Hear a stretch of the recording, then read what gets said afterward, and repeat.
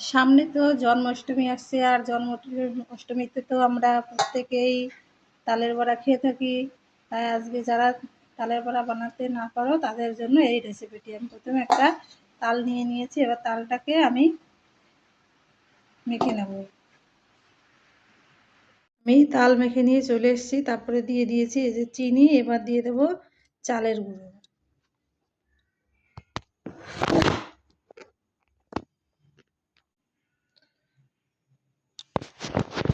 আমি এখানে শুধু চালের গুঁড়ো দিয়ে মেখে নিয়েছি।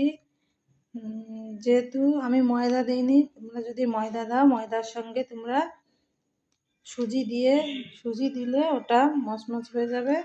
যে আর তোমরা নারকেলও দিতে পারো, আমি নারকেলটা পছন্দ করি না বলে আমি নারকেলটা এটাই দিইনি।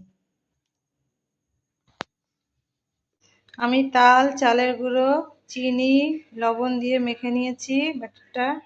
এখানে তেল গরম করতে দিয়েছি।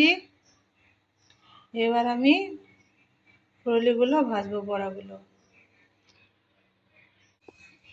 একটা একটা করে বড়া আমার দেয়া হয়ে গেছে। এবার ভেজে তুলবো। এই দেখুন বন্ধুরা, আমার একটা বড়া ভাজা হয়ে গেছে, আরও ওখানে ভাজা চলছে। এক এক করে আমি সব বড়াগুলোকে ভেজে নেব। বন্ধুরা এই দেখুন, আমার এক এক করে সব বড়াগুলো ভাজা হয়ে গেছে।